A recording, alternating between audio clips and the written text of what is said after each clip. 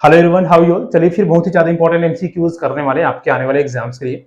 जितने भी क्वेश्चंस हम करेंगे ना वो डेफिनेटली ऐसे क्वेश्चंस होंगे जो आपको अक्सर अलग अलग एग्जाम्स में देखने को मिले हैं। ठीक है, सारे क्वेश्चंस इंपॉर्टेंट होंगे, सभी क्वेश्चंस को एक बार देख लीजिए अच्छे से। हो सकता है कोई भी क्वेश्चंस या इनसे रिलेटेड कोई भी पॉइंट्स आपके आने वाले एग्जाम्स में आपको देखने को मिल सकते हैं। ठीक है, देखो सबसे पहला क्वेश्चन जो आपको दिख रहा होगा, देखिए what does motivation do in the process of learning. ठीक है, देखिए हमने कोशिश किया कि ऐसे क्वेश्चंस आप लोगों के सामने लाएं या इंक्लूड करें जो पिछले एग्जाम से पूछे गए हो, है ना, क्योंकि हमने देखा है व्यापम ना बहुत सारे ऐसे क्वेश्चंस भी इंक्लूड करते हैं अपने क्वेश्चन पेपर में जो ऑलरेडी पहले किसी डिफरेंट स्टेट के एग्जाम से पूछे गए हैं, यूपी टेट में, रीट में, सी टेट में, है ना। तो वैसे क्वेश्चन, ये वाला क्वेश्चन पूछा गया था यूपी टेट 2018 में। ठीक, देखो क्वेश्चन क्या बोला जा रहा है, what does motivation do in the process of learning. सीखने की प्रक्रिया में, है ना, लर्निंग प्रोसेस में मोटिवेशन क्या करता है बोला जा रहा है, मोटिवेशन क्या करता है। ठीक, ऑप्शंस देख लीजिए। It sharpens memory of the learners, ये सीखने वाले की मेमोरी को शार्प कर बनाता है, बुद्धि को तेज बनाता है। दूसरा, it differentiate new learnings from old learnings, है ना, ये क्या करता है, पुराने सीखी हुई कुछ चीजों से नई सीखी हुई चीजों को अलग करता है, डिफरेंशिएट करता है। तीसरा, इट मेक्स लर्नर थिंक अनडायरेक्शनली। ठीक है, ये क्या करता है, अनडायरेक्शनली है ना, ये सीखने वाले को, लर्नर को अनडायरेक्शनली या अनिश्चित रूप से सोचने का, ठीक है, बिना किसी डायरेक्शन के सोचने में मदद करता है या उसको सोचने के लिए प्रेरित करता है ना, इट मेक्स लर्नर्स थिंक। ठीक है, ओके, या सोचने के योग्य बनाता है, अपन ये भी बोल सकते हैं। अगला, it creates interest for learning among young learners, है ना, ये क्या करता है, नए नए जो सीखने वाले होते हैं उनको सीखने में इंटरेस्ट क्रिएट करता है। क्या करता है, इंटरेस्ट। तो मोटिवेशन वाली जब भी बात होती है ना, तो हमको यहाँ पर आनी चाहिए कि ना मोटिवेशन एक तरह से सीखने में रुचि पैदा करता है, सीखने में इंटरेस्ट प्रोवाइड करता है। ठीक है, या इंटरेस्ट क्रिएट करता है। तो option number D will be the correct answer, है ना, ऑप्शन नंबर डी सही आंसर होगा हमारे इस क्वेश्चन का। ठीक है, देखो कोई भी क्वेश्चंस, इंग्लिश पेडागोजी के क्वेश्चंस अगर आपको सॉल्व करने हैं ना, तो आपको जो क्वेश्चंस है वो समझना पड़ेगा, कोशिश करिएगा एटलीस्ट क्वेश्चन समझ में आए, है ना, कि क्या पूछा जा रहा है। ठीक है, चलो अगले क्वेश्चन में चलते हैं। क्वेश्चन नंबर 2 देखिए। ओके, क्वेश्चन नंबर 2 है, which of the following is not true, which of the following is not true of first language acquisition. First language acquisition को लेकर लर्निंग एंड एक्विजिशन वाले टॉपिक में हमने पढ़ा है ना, फर्स्ट लैंग्वेज, सेकंड लैंग्वेज। तो एक्विजिशन बेसिकली किससे रिलेटेड होती है, फर्स्ट लैंग्वेज से रिलेटेड होती है। तो इससे रिलेटेड क्या सही है बोला गया, तो it is the language of knowledge.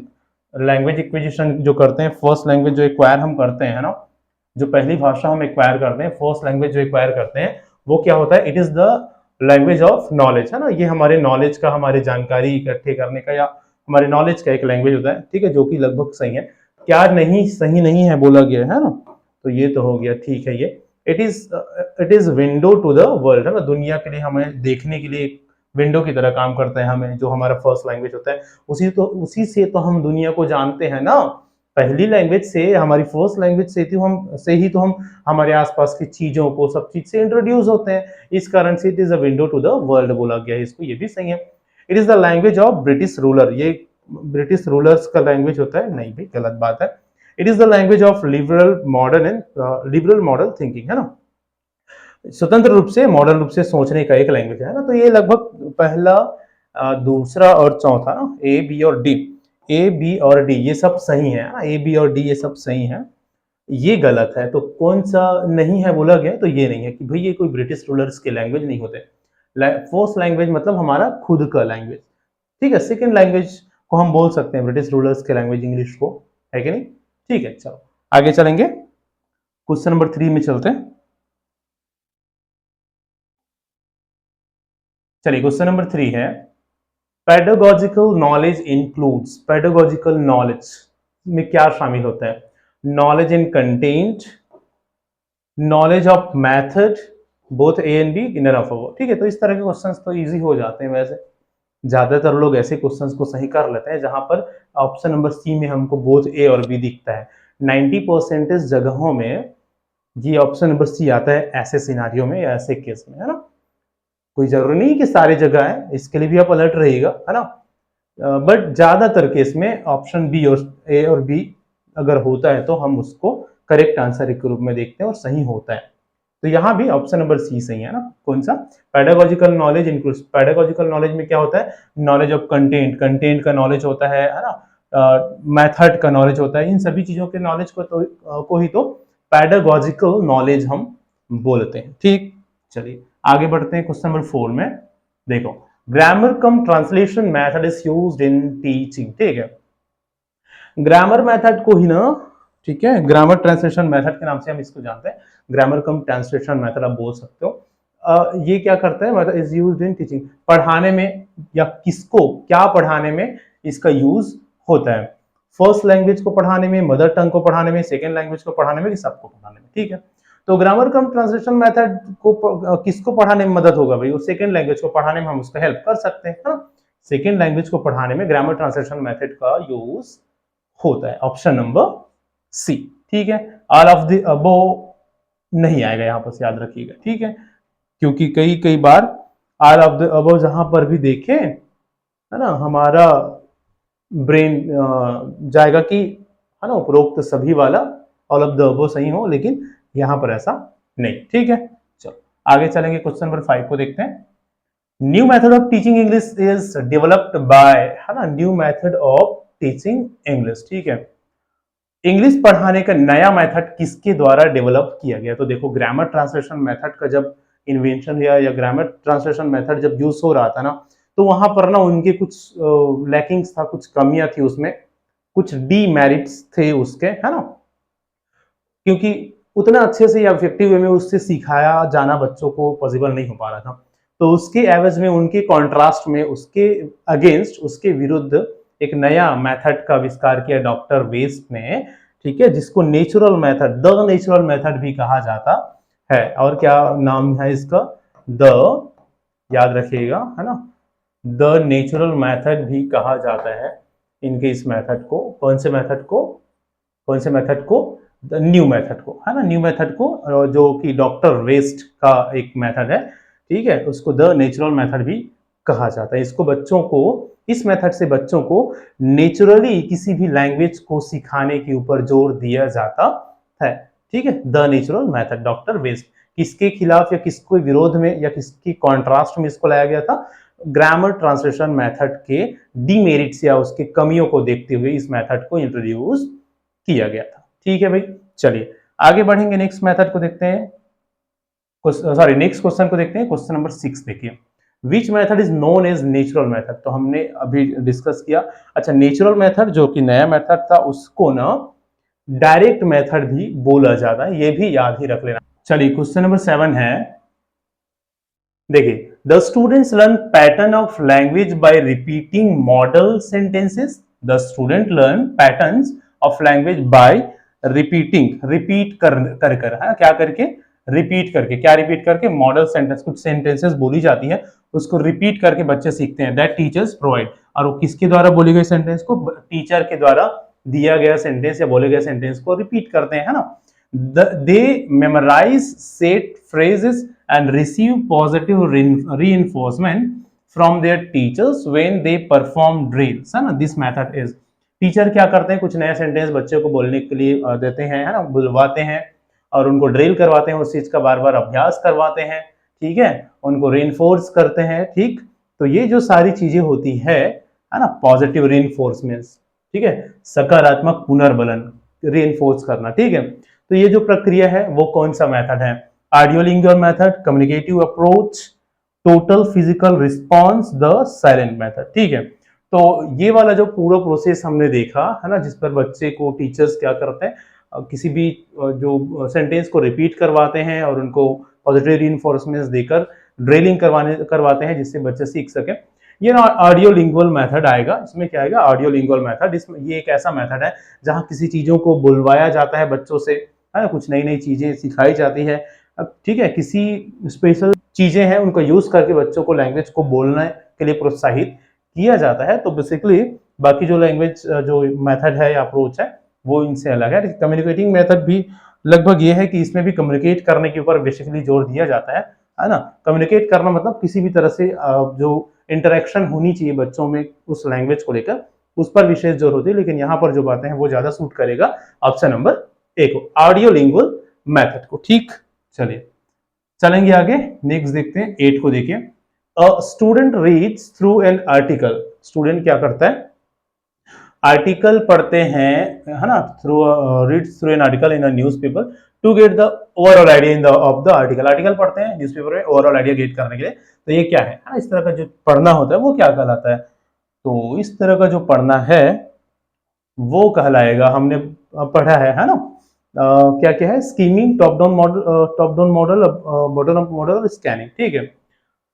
तो याद रखिए किसी भी चीजों को आर्टिकल पढ़ना, न्यूज़पेपर करना, ठीक है, एक ओवरऑल आइडिया के लिए ऊपरी तौर पर पढ़ना स्कीमिंग कहलाता है, ठीक है। क्या कहलाता है, स्कीमिंग कहलाता है। सरसरी तौर पर किसी भी चीजों को एक नजर फिराकर देखना, कुछ ओवरऑल एक आइडिया लेने के लिए, मेन आइडिया लेने के लिए, है ना, वो तो। और स्पेशली आर्टिकल वगैरह, न्यूज़पेपर पेपर वगैरह का जो पढ़ना होता है वो स्कीमिंग होती है। उसमें कोई विशेष चीजों को बहुत ही गहनता से नहीं पढ़ा जाता, सूक्ष्मता से नहीं पढ़ा जाता, बारीकियों से नहीं पढ़ा जाता, डिटेल से नहीं पढ़ा जाता, बल्कि कैजुअली ऊपरी तौर पर पढ़ा जाता है, जस्ट फॉर प्लेजर, खुशी के लिए, ठीक है। बाकी ये सब तो top down model, bottom model, ये तो क्या है, पढ़ने या लिसनिंग के अप्रोचेस है, ठीक है, जिसमें डिफरेंट टॉप डाउन अगर अप्रोच की या टॉप डाउन मॉडल की अगर हम बात करें तो वहां पर कुछ सीखी हुई या पहले से जो कुछ नॉलेज में चीजें हैं उसका यूज कर कुछ नॉलेज या अननोन चीजें सिखाई जाती है ना, ऊपर से नीचे की ओर। बॉटम अप मतलब होता है नीचे से ऊपर की ओर, सब छोटे से छोटे चीजों से लेकर एक कॉम्प्लेक्स चीजों की ओर जाना, ठीक है। स्कैनिंग क्या कहलाती है, स्कीमिंग का जस्ट उल्टा स्कैनिंग है। स्कीमिंग में जैसे कि हमने देखा कि होता क्या है, इसमें ऊपरी तौर पर, सरसरी तौर पर किसी भी चीजों को पढ़ा जाता है जस्ट फॉर प्लेजर, खुशी के लिए, है ना। लेकिन ये स्कैनिंग में क्या क्या क्या होता है, किसी भी चीजों को सूक्ष्मता से, गहनता से, इंटेंसिव रीडिंग का एक एग्जांपल है, ये एक्सटेंसिव रीडिंग का एक एग्जांपल है। पढ़ने के दो अलग अलग तरीके, ये एक्सटेंसिव रीडिंग और ये इंटेंसिव रीडिंग, गहनता के साथ पढ़ना, सूक्ष्मता से किसी स्पेशल पॉइंट को खोजने की कोशिश करना। सपोज कुछ पेजेस हमारे पास है और वहां पर हमको कुछ स्पेशल बातें को ढूंढना है, कुछ स्पेशल पॉइंट को खोजना है, तो हमको बहुत गहनता से देखना पड़ेगा ना भाई, तभी तो हमको चीजें, जो पॉइंट हम देखना चाह रहे हैं वो हमको मिल पाएगा, है कि नहीं। तो वो स्कैनिंग कहलाती है। बेसिकली इस क्वेश्चन का आंसर क्या हो जाएगा, तो फिर स्कीमिंग, क्या होगा, स्कीमिंग, ठीक है, पूछा गया क्वेश्चन है। चलो आगे बढ़ते हैं। एक्सटेंसिव रीडिंग इज, अभी जस्ट हमने चर्चा किया इंटेंसिव और एक्सटेंसिव रीडिंग, ये स्टडी रीडिंग का प्रकार है ना, टाइप्स ऑफ रीडिंग। तो इस एक्सटेंसिव रीडिंग क्या होता है, रीडिंग फॉर फैक्ट्स, फैक्ट्स के लिए पढ़ना, रीडिंग टू राइट, लिखने के लिए पढ़ना, reading for pleasure and overall understanding of the text, reading in detail. अब डिटेल में पढ़ना तो मैंने अभी जस्ट बताया इंटेंसिव रीडिंग कहलाती है। डिटेल में पढ़ना क्या कहलाता है, इंटेंसिव रीडिंग कहलाएगा, है ना। डिटेल में पढ़ना इंटेंसिव रीडिंग कहलाएगा। और ये जो ओवरऑल प्लेजर के लिए पढ़ना है ना, बेसिकली प्लेजर के लिए, ओवरऑल अंडरस्टैंडिंग के लिए पढ़ना, ये कहलाता है एक्सटेंसिव रीडिंग। क्या कहलाता है, ये एक्सटेंसिव, ठीक है। तो ऑप्शन हमारा यही सही होगा, जिस तरह से हमारा क्वेश्चन है ना, एक्सटेंसिव रीडिंग क्या है करके बोला गया था, तो option number C, option number C will be the correct answer, ठीक है। चलो आगे बढ़ेंगे, इसका ये हो गया। नेक्स्ट क्वेश्चन को देखते हैं, क्वेश्चन नंबर 10 को। A teacher of class 7th ask her students to read a short story and come to the class, ठीक है। एक शॉर्ट स्टोरी पढ़कर सामने आने के लिए बोलते हैं, है ना, या क्लास आने के लिए बोलते हैं। She asks them to discuss the major point, और फिर ना मेन पॉइंट को डिस्कस करने के लिए बोला जाता है ग्रुप में, and present them to the whole class, और पूरे क्लास के सामने उसको प्रेजेंट करने के लिए बोला जाता है। What is this reading known as, और तो इस प्रकार का पढ़ना क्या होगा, reading with purpose, reading for thinking, extensive reading की इंटेंसिव रीडिंग। तो ये भी मेन चीजों के लिए, मेजर आइडियाज के लिए पढ़ना है, तो ये भी एक्सटेंसिव रीडिंग होगा। क्या हो जाएगा, ये भी एक्सटेंसिव रीडिंग। चलिए क्वेश्चन नंबर 11 देखिए, bottom up processing in listening is to. देखिए लिसनिंग के हमने अलग अलग टाइप्स में पढ़ा था, बॉटम अप प्रोसेसिंग और टॉप डाउन प्रोसेसिंग, ठीक है। बॉटम अप मेथड और टॉप डाउन मेथड भी होता है पढ़ाने के, वो मेथड है। लिसनिंग के टाइप्स में भी हम बॉटम अप और टॉप डाउन पढ़े हैं, ठीक है। तो इसमें क्या है एक्चुअल में, देखो बॉटम अप और टॉप डाउन। बॉटम अप में क्या होता है, बॉटम अप में जब भी कोई कुछ बोल रहे हैं, है ना, तो उनके द्वारा बोली गई बातें, उनके द्वारा जो भी बातें बोली जा रही है ना, उसका हमको कोई प्रायर नॉलेज या प्रायर बैकग्राउंड नॉलेज उसके बातों का हमको नहीं होता, ठीक है। तो जो भी चीजें होती है उनको हमको शुरू से नीचे से, ठीक है, हमको क्या करने पड़ता है, उनकी बातों को समझने की कोशिश करना पड़ता है। इसके अपोजिट टॉप डाउन प्रोसेसिंग है, जहां पर हम क्या करते हैं, जो भी स्पीकर है, कोई कुछ बोलने वाले हैं और हम उसकी बातें सुन रहे हैं ना, तो उनकी बोली गई बातों के बारे में हमको कुछ प्रायर या बैकग्राउंड नॉलेज होता है, तो उसके बेस पर हम उसको समझने की कोशिश करते हैं। ठीक है, देखो option, decode the overall message of the discourse and move down the micro level unit. अब मूव डाउन क्यों करेंगे भैया, बॉटम अप है ना, तो माइक्रो यूनिट की तरफ नीचे नहीं आएंगे, माइक्रो यूनिट की तरफ नीचे नहीं आएंगे, बल्कि माइक्रो यूनिट से ऊपर की ओर जाएंगे, तभी तो बॉटम अप होगा ना भाई। बॉटम मतलब होता है नीचे, अप मींस होता है ऊपर, तो वो नीचे से ऊपर जाना, और टॉप डाउन मतलब होता है टॉप से डाउन आना है, तो ये तो बॉटम अप है। Encode all the sounds from speaker to listener, सारे साउंड्स को इनकोड करना है ना, बोलने वाले का जो साउंड है। Use multiple ways to decode the message, message को डिकोड करने के लिए, समझने के लिए अलग अलग तरीके अपनाना। Decode message moving from sound, है ना, उस मैसेज जो भी बातें बोली गई है उसको डिकोडिंग करना, कहां से कहां, मूविंग फ्रॉम साउंड से वर्ड्स, फिर फ्रेजेस, फिर clauses and other grammatical elements. अब आप देख लीजिए चारों में कौन सा ऑप्शन सुटेबल लग रहा है ना। बॉटम अप में हमने क्या देखा, मिनिमम, है ना, न्यूनतम, जो छोटे माइक्रो जो यूनिट्स है, छोटे से छोटे जो यूनिट्स है, उससे समझकर हम बड़े, है ना, या मेजर यूनिट में चलते हैं। तो ऑप्शन नंबर डी में आप देख रहे हैं कि मूविंग फ्रॉम साउंड सबसे छोटा यूनिट है किसी लैंग्वेज का, फिर वर्ड्स, है ना, फिर फ्रेज, उससे बड़े, है ना, यूनिट बड़े होते जा रहे हैं, तो छोटे माइक्रो यूनिट से मेजर यूनिट तक बढ़ रहे हैं, क्लॉजेस और दूसरे ग्रामेटिकल सेंटेंस तक। ठीक है, तो बॉटम अप प्रोसेसिंग यही कहलाती है, बॉटम अप प्रोसेसिंग यही कहलाती है, मैसेज को ऐसे डिकोड करना जिसमें छोटे से छोटे यूनिट का यूज करके हम बड़े, लॉन्ग या मेजर यूनिट तक बढ़ते हैं। Option number D will be the correct answer. ठीक, चलो आगे बढ़ेंगे, क्वेश्चन नंबर 12 को देखिए। Who of the following believes that learning is based on stimulus and response. ठीक, क्या बोला जा रहा है, क्वेश्चन एक बार समझिए। Who of the following believes that, इनमें से किसका मानना है कि जो सीखना है वो किस पर आधारित होता है, स्टिमुलस एंड रिस्पांस के ऊपर आधारित होता है, उद्दीपन और प्रतिक्रिया, है ना, उद्दीपन और प्रतिक्रिया, स्टिमुलस एंड रिस्पांस। ठीक, बिहेवियरिस्ट है, नेटिविस्ट है कि कंस्ट्रक्टिविस्ट है कि नन ऑफ दिस, है ना।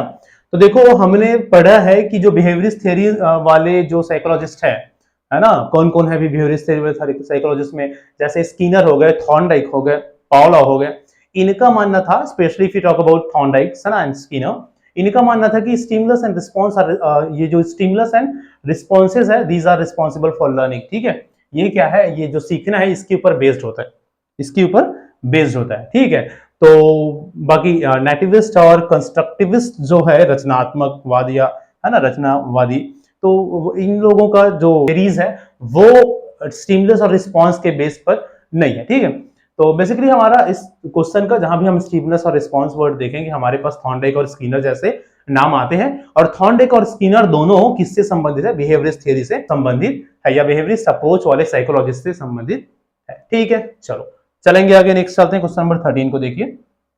और इसके अलावा जो कॉग्निटिविस्ट है ना, ये भी बात याद रख लीजिए, दो अलग अलग हम क्या देखते हैं, दो अलग अलग हम साइकोलॉजिस्ट देखते हैं। एक तो बिहेवियरिस्ट अप्रोच वाले, जिनका मानना है कि व्यवहार से या बिहेवियर से कुछ क्या होता है, रिलेशन होता है सीखने का, और दूसरा होता है कॉग्निटिविस्ट अप्रोच वाले, संज्ञानात्मक अप्रोच वाले, जिसमें मुख्य रूप से पियाजे, वाइगोत्स्की, नॉम चॉम्स्की जैसे नाम हम देखते हैं, है ना। उनका मानना है कि कहीं ना कहीं जो हमारी कॉग्निटिव डेवलपमेंट है उसके ऊपर डिपेंड करता है हमारा सीखना। ठीक है, संज्ञान, तो ये बेसिकली आप याद रखिएगा। चलो आगे बढ़ते हैं, नेक्स्ट देखिए, क्वेश्चन नंबर 13 में चलेंगे।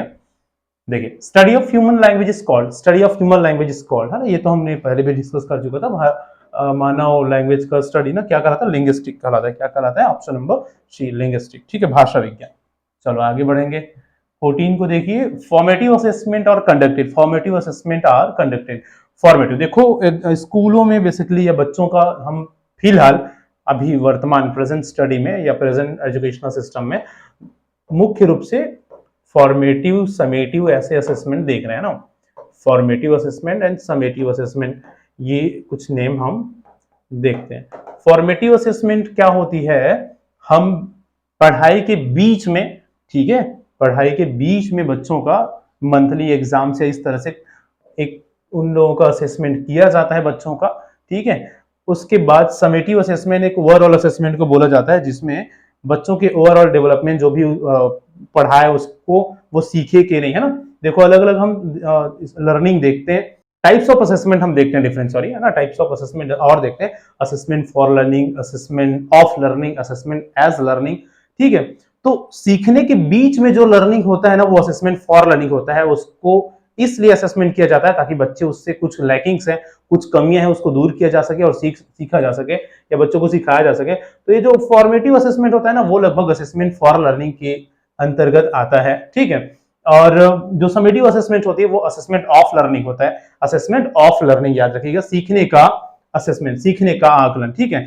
जो भी चीजें सीख ली हैं, जो भी चीजें सीख ली हैं, जो भी चीजें सिखाया गया है, उनमें बच्चे कितना सीखे हैं उसको असेस करना, उसको आकलन करने की कोशिश करना, उसको जानना, क्या होता है, असेसमेंट ऑफ लर्निंग होता है। समेटिव असेसमेंट उसमें आते हैं, ठीक है। तो बेसिकली जो क्वेश्चन हमें यहाँ पर पूछा गया ना, देख लो क्या पूछा गया, फॉर्मेटिव असेसमेंट आर कंडक्टेड, है ना। फॉर्मेटिव असेसमेंट कब कंडक्ट किया जाता है, तो अभी तो हमने चर्चा किया, all through the course, all through the course, ठीक है। एट द बिगिनिंग, शुरुआत में नहीं, एट द एंड, एंड में नहीं, एट द एंड, एंड में नहीं, है। All through the course, course के दौरान, पढ़ाई के दौरान, है ना, क्या किया जाता है, फॉर्मेटिव असेसमेंट कंडक्ट कराए जाते हैं। ऑप्शन नंबर ए। चलो आगे बढ़ेंगे, नेक्स्ट देखते हैं क्वेश्चन नंबर 15 को।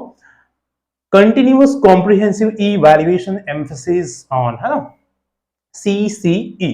कंटिन्यूअस एंड कॉम्प्रिहेंसिव इवैल्यूएशन क्या है, जब राइट टू एजुकेशन को इंट्रोड्यूस किया गया था 2009 में, है ना, जब राइट टू एजुकेशन को इंट्रोड्यूस किया गया था 2009 में, तो इसी के अंडर हमको एक इवैल्यूएशन मेथड देखने को मिला था, ठीक है, एक मूल्यांकन पद्धति देखने को मिला था जिसको CCE के नाम से जाना गया, CCE के नाम से जाना गया, जिसको बोला गया कंटिन्यूअस एंड कॉम्प्रिहेंसिव इवैल्यूएशन। इसके तहत बच्चों का कंटिन्यूअसली इवैल्यूएशन करने के मेथड पर जोर दिया गया। ये इस बात को बेसिकली ये CCE ज्यादातर या मुख्य रूप से क्लास 6 से लेकर क्लास 10th तक के स्टूडेंट्स के लिए सेंट्रलाइज था, ठीक है। मेन फोकस क्लास 6 से क्लास 10th तक के स्टूडेंट्स के लिए था, हालांकि कुछ कुछ स्कूलों में 12th तक के स्टूडेंट्स के ऊपर भी इसको यूज किया जाता है, बट बेसिकली अगर हम बात करें तो CCE was from class 10 to class 6 through class 10 students, ठीक है।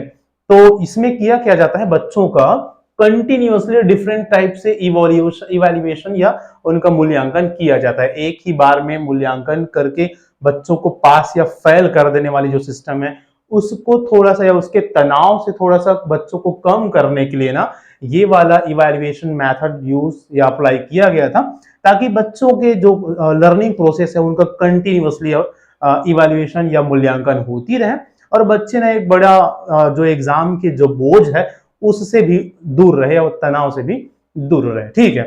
तो ये क्या है भाई, पहला process evaluation, term and evaluation, product evaluation की समेटिव इवैल्यूएशन, ठीक है।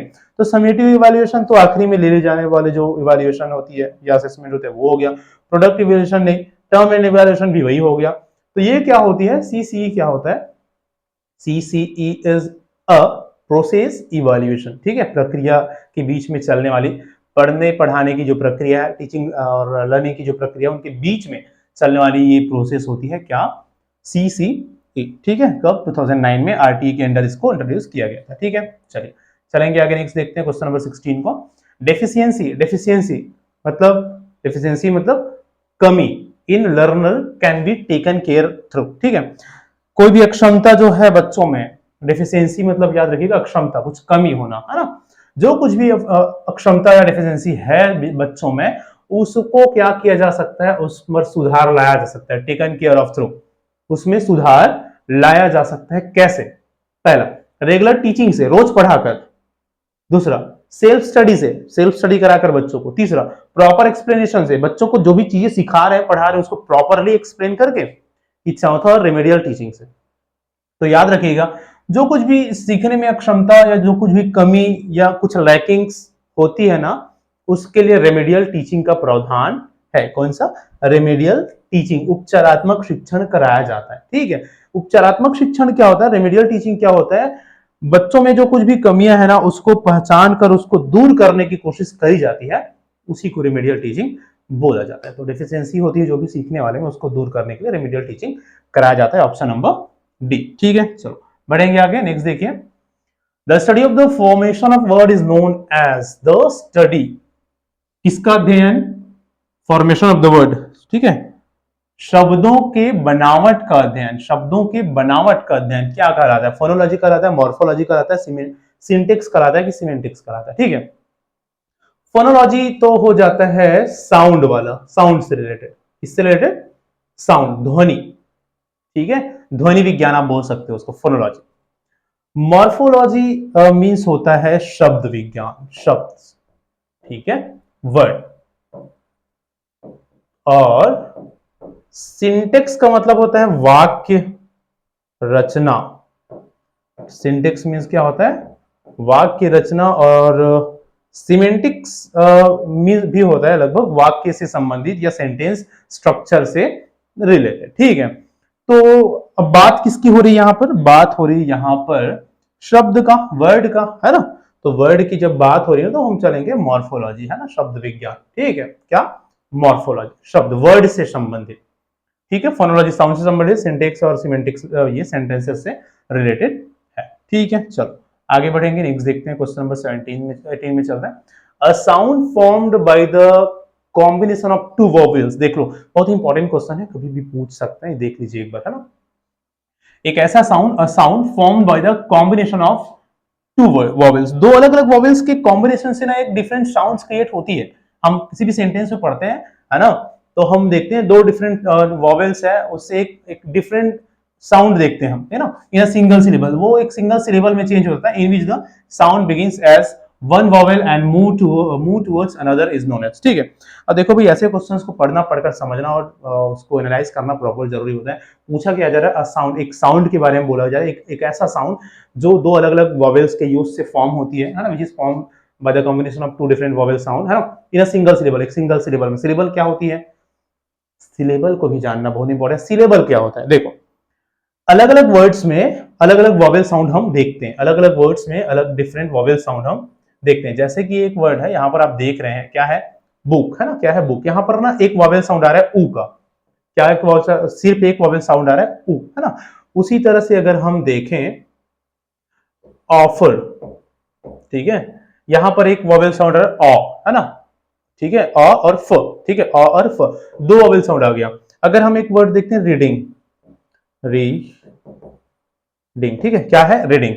तो रीडिंग एक ऐसा वर्ड है जहां पर हम जब इसको प्रोनाउंस करेंगे ना, तो दो बार वॉवेल साउंड आएगा। कौन सा? री, ई वॉवेल साउंड एक बार यहां आया, डी, यहां भी एक ई वॉवेल साउंड आया, दो बार ई वॉवेल साउंड।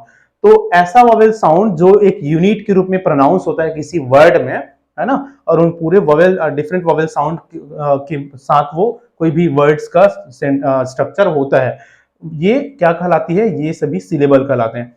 ये एक सिलेबल हो गया, ये दो सिलेबल हो गया, इसमें भी एक सिंगल सिलेबल हो गया। अगर हम बोले डीप, डीप, है ना, तो ई एक ही साउंड आ रहा है ना, तो ये भी सिंगल सिलेबल हो गया।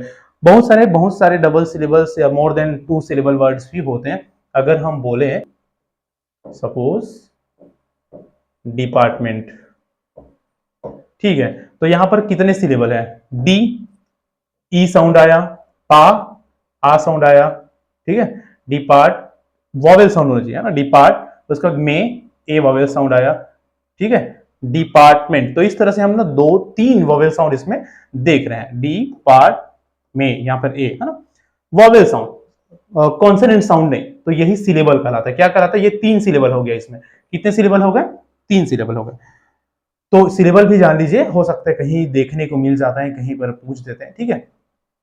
तो यहां पर क्या बोला जा रहा है? एक ऐसा कॉम्बिनेशन वॉवेल का जहां पर सिंगल सिलेबल के द्वारा कोई चीज प्रोनाउंस, कोई भी दोनों वॉवेल्स को प्रोनाउंस किया जाता है ना, जो एक वॉवेल से शुरू होकर दूसरे वॉवेल तक उसका साउंड होता है। जैसे कई कई वर्ड में हम देखते हैं, जैसे सपोर्ट में बोलो अबाउट, अबाउट, तो यहां पर ना दो जो यहां पर वॉवेल आया है ओ और यू, ठीक है, वो एक डिफरेंट साउंड क्रिएट कर रहा है, आउ, ठीक है।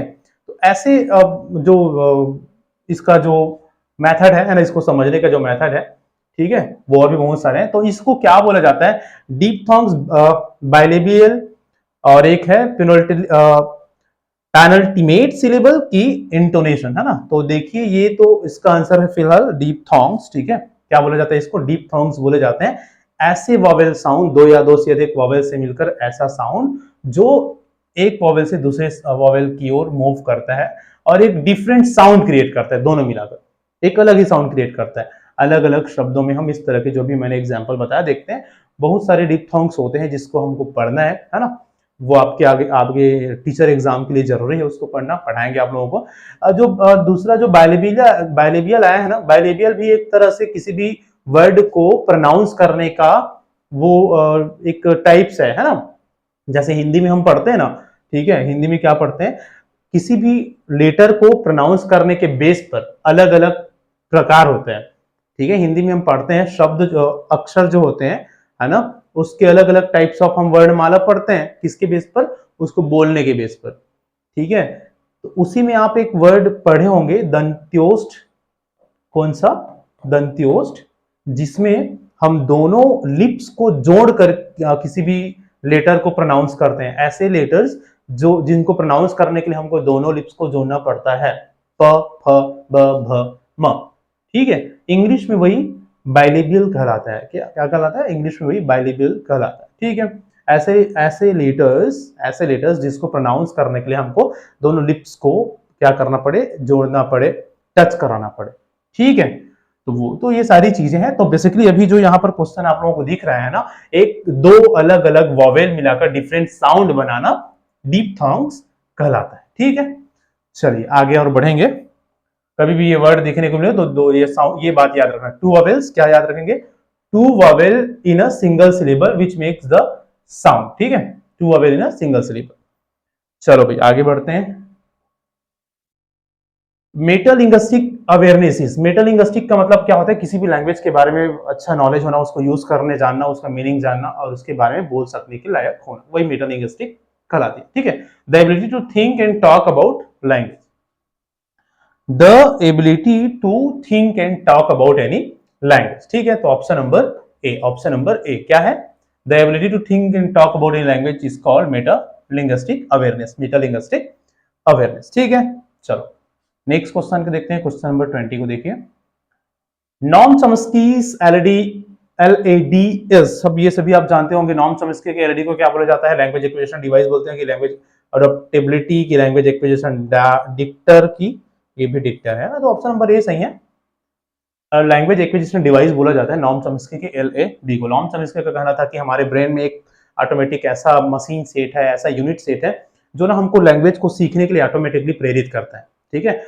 इनेट हम में एबिलिटी होती है, जन्मजात बच्चों में क्वालिटी होती है जो उनको किसी भी भाषा को सहज रूप से सीखने में मदद करता है, और उसी डिवाइस को LAD का नाम दिया, लैंग्वेज एक्विजिशन डिवाइस का नाम दिया किसने? नॉर्म चॉम्स्की, ठीक है। चलो आगे बढ़ते हैं, नेक्स्ट देखिए 21 को। Chomsky made a distinction between, Chomsky ने क्या बताया है? अलग अलग विशेषता या अंतर बताया है, किससे रिलेटेड कुछ अलग अलग पहचान या विशेषता बताया है, ठीक है, या विशिष्टता या विशेष बातें बताया है किसके किसके बीच में, ठीक है। तो जब ना चॉम्स्की की बात हम करते हैं तो LAD तो हो गया एक, है ना। उसके अलावा देखो, पहला है वर्ड्स एंड फ्रेजेस के बारे में, ग्रामर और सिमेंटिक्स के बारे में, सिमेंटिक्स के बारे में, सिंटेक्स और ग्रामर के बारे में। देखो जब भी आप नॉर्म चॉम्स्की के नाम सुने, एक तो LAD हो गया, दूसरा यूनिवर्सल ग्रामर का इनका थ्योरी है ना, इसके ऊपर भी उसने अपना विचार रखे हैं, यूनिवर्सल ग्रामर। तो ये आप विशेषकर याद रखिएगा। और उसके अलावा सिंटेक्स के ऊपर भी उसने चर्चा किया है, ठीक है। तो जो चॉम्स्की है उसने किसके किसके बीच में एक विशेष डिस्टिंक्शन रखा है या प्रोवाइड करा है? सिंटेक्स और ग्रामर के बीच में। सिंटेक्स और ग्रामर, कौन कौन सा? सिंटेक्स और ग्रामर, सिंटेक्स वाक्य रचना और ग्रामर, ठीक है। तो ये दोनों बातें आप और याद रख लीजिएगा, ये की पॉइंट है, याद रख सकते हैं एटलीस्ट। ग्रामर और सिंटेक्स जो वर्ड है वो याद रखेंगे चॉम्स्की के बारे में, ठीक है। बाकी LAD तो आपको पता ही है। चलो आगे बढ़ते हैं, नेक्स्ट देखिए 22 नंबर के क्वेश्चन को। Which Indian reformist supported English education. English education को कौन से इंडियन रिफॉर्मिस्ट ने या हमारे जो कौन से भारतीय ऐसे थे जिसने इंग्लिश एजुकेशन को सपोर्ट किया था, है ना। तो राजा राम मोहन राय है, एम के गांधी है, स्वामी विवेकानंद है कि स्वामी दयानंदा, ठीक है। तो Raja Ram Mohan Roy was the Indian reformist who supported English education in India, ठीक है। इंडिया में इंग्लिश एजुकेशन को सपोर्ट किया किसने? राजा राम मोहन राय जी ने, ठीक है। अगला क्वेश्चन देखो, which Indian a disorder related to language comprehension is, ठीक है। लैंग्वेज कॉम्प्रिहेंशन से संबंधित एक डिसऑर्डर क्या है? लैंग्वेज कॉम्प्रिहेंशन, भाषा को समझने से संबंधित डिसऑर्डर, भाषा को समझने से। अब देखो क्या क्या है, अफेजिया है, डिसलेक्सिया है, अप्रेक्सिया है और एस्पिक्सिया है, एस्पिक्सिया है ना। तो अफेजिया, अप्रेक्सिया और ये तो नहीं है, है ना। ये और ये ना संबंधित है किससे? स्पीच डिसऑर्डर से। किससे? बोलने से संबंधित डिसऑर्डर। डिसलेक्सिया जो है यहां पर हम उसको देखेंगे किससे डिसलेक्सिया का मतलब होता है पढ़ने से संबंधित डिसऑर्डर, पढ़ने में समस्या होना।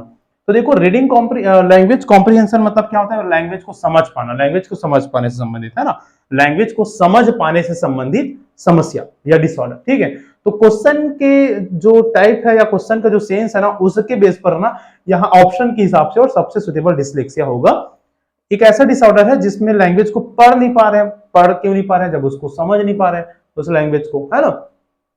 बाकी अफेजिया और अप्रेक्सिया दोनों तो सेम है, वो भी बोलने समेत। कहीं कहीं पर ना इसको भी ऑप्शन के रूप में ले लिया गया है या ले लिया जाता है अफेजिया को, ठीक है।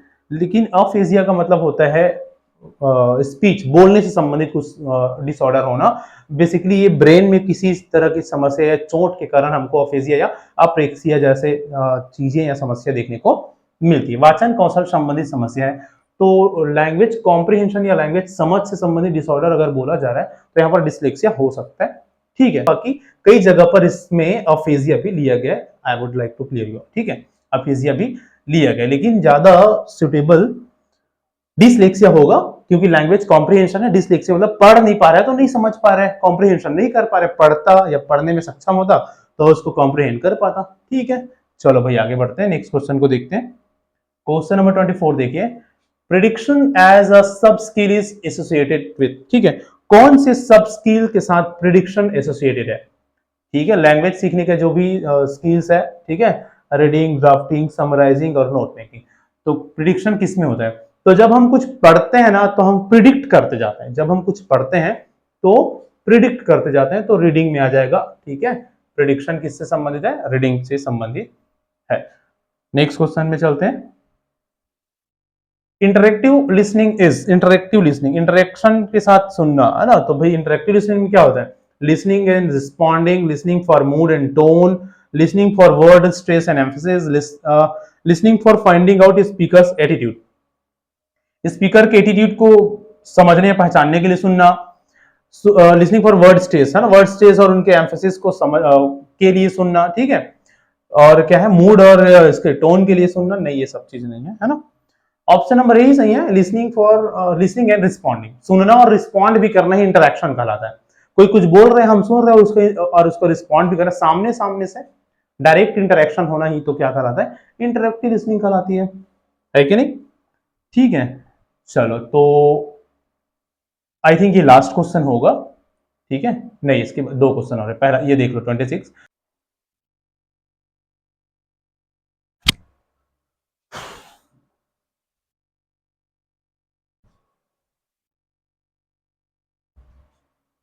चलिए क्वेश्चन नंबर 26 को देखिए। Who said reading makes a full man, reading makes a full man, writing makes exact man and conference a ready man, ठीक है।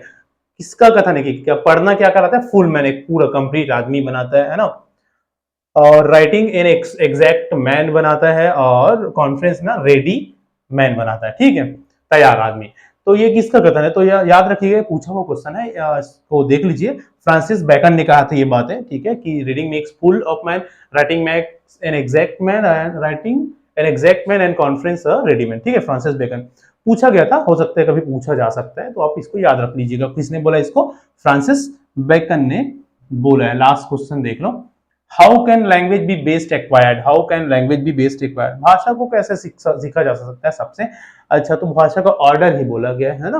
तो ऑर्डर तो आप हम सब जानते हैं, LSRW, क्या LSRW, इसी के अकॉर्डिंग हमारी लैंग्वेज चलती है सबसे अच्छे से। तो कहाँ है LSRW, reading writing listening and speaking, option number C, ठीक है। चलिए, तो इसके साथ ही हमारा ये क्वेश्चन सेशन खत्म होता है। आई होप कि सारे क्वेश्चंस आपको अच्छे लगे होंगे, इंपॉर्टेंट क्वेश्चन है सारे, और इस तरह के क्वेश्चंस आपको आपके आने वाले एग्जाम से पूछे जा सकते हैं, ठीक है। सभी क्वेश्चंस को अच्छे से समझिएगा। मिलते हैं और कोई इंपॉर्टेंट टॉपिक के साथ, इंपॉर्टेंट एमसीक्यू के साथ नेक्स्ट क्लास में। क्लास में अगर आप पहली बार विजिट करें ना, तो हमारे क्लास से हमारे साथ जरूर जुड़िए। आपको आने वाले आपके सभी एग्जाम्स के लिए, टीचिंग एग्जाम्स के लिए हम गाइड करते रहेंगे, ठीक है। ऐसे इंपॉर्टेंट कंटेंट्स आप लोगों के सामने लाते रहेंगे डेफिनेटली। मिलते हैं नेक्स्ट क्लास में।